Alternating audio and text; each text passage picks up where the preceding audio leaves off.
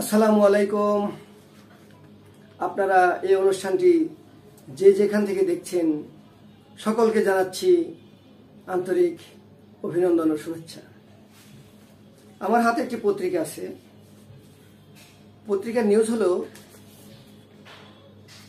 ঘোলাটে হচ্ছে রাজনীতি। এখন দিন দিন বাংলাদেশের রাজনীতি ঘোলাটে হয়ে যাচ্ছে। চলছে দোষারোপ, বাড়ছে পারস্পরিক অবিশ্বাস, অর্থাৎ এখানে কেউ কাউকে আর বিশ্বাস করতে পারছে না। দিন যত যাচ্ছে রাজনীতি তত বেশি ঘোলাটে হচ্ছে। ফ্যাসিস্টদের বিচার, সংস্কার, নির্বাচন নিয়ে দেশবাসীর উচ্চাশা থাকলেও পরিস্থিতির মোড় নিচ্ছে অন্যদিকে।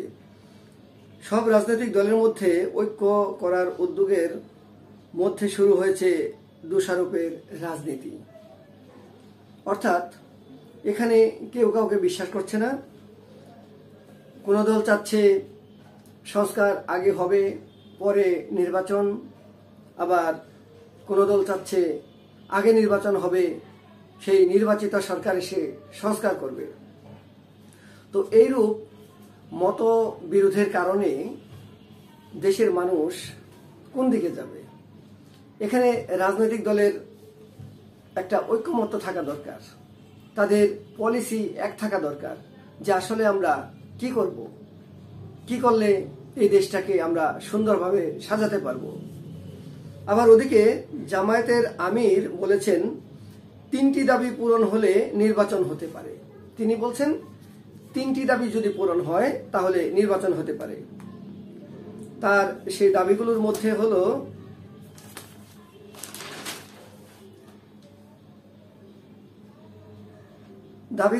হলো প্রথম হলো দৃশ্যমান গ্রহণযোগ্য মৌলিক সংস্কার। আমরা বলেছি সংস্কার না করে যেই নির্বাচন হবে সেই নির্বাচন গণতন্ত্রের কোনো ভিত্তি রচনা করতে পারবে না, বরং অতীতের যেসব নির্বাচন দেশে ও জাতির কাছে মোটেও গ্রহণযোগ্য হয়নি সেরকম হয়তো আরেকটা খারাপ নির্বাচন হবে। আমরা ওই নির্বাচন চাই না।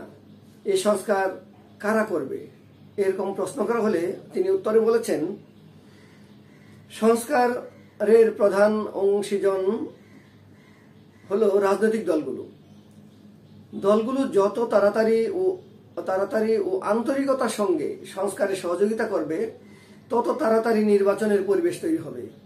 তিনি আরো বলেন দ্বিতীয় দাবি হলো জুলাই আন্দোলনে যারা নিহত ও আহত হয়েছেন, এই খুনের দায়ে তাদের বিচারের আওতায় এনে দৃশ্যমান বিচার ও জাতিকে দেখাতে হবে। তিনি এখানে একটি ভালো কথা বলেছেন যে জুলাই আন্দোলনে যারা নিহত হয়েছে তাদের বিচার করতে হবে। সরাসরি কাউকে ইন্ডিকেট করেননি, কারণ এখানে ছাত্র জনতা যেমন মারা গেছে তেমন পুলিশও মারা গেছে, তাই সবারই বিচার উনি চেয়েছেন। আর তৃতীয়টা হলো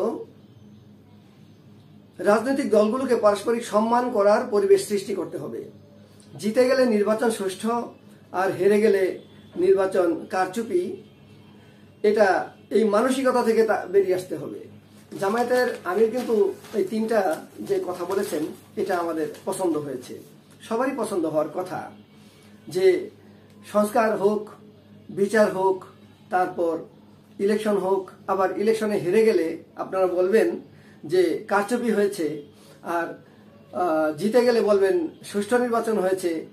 এ মানসিকতা থেকে বের হয়ে আসতে হবে। 9 মাসেও গতি নেই সংস্কারের, চলছে আলাপ আলোচনা। তো আজকে আওয়ামী লীগ সরকারের পতন হয়েছে প্রায় 9 মাস রানিং। তো এই 9 মাসেও তেমন সংস্কারের গতি নেই। তো এই আলাপ আলোচনার মধ্যেই চলছে। ওদিকে সিপিডির সম্মানীয় ফেলো অর্থনীতিবিদ দেবপ্রিয় ভট্টাচার্য বলেছেন 6 মাসে কি সংস্কার হলো, মানে তিনিও জানতে চাচ্ছেন 6 মাসে কি সংস্কার হলো। তো এখন যত দ্রুত সংস্কার করে নির্বাচন দেওয়া যায় ততই দেশবাসীর জন্য মঙ্গল বলে মনে করি। কিন্তু দেশবাসী কিন্তু নির্বাচনের দিকে অত তাদের মাথা ব্যথা নেই। যদি বাজারটা একটু নিয়ন্ত্রণে রাখতে পারত সরকার। যেমন আপনাদের একটু কথা বলি, আওয়ামী লীগ সরকার যে দামে চাল রেখে গিয়েছিলেন ঠিক তার চেয়ে যদি ৫-১০ টাকা কমে বর্তমানে বিক্রি হতো তাহলে কারো কোনো কথা থাকতো না।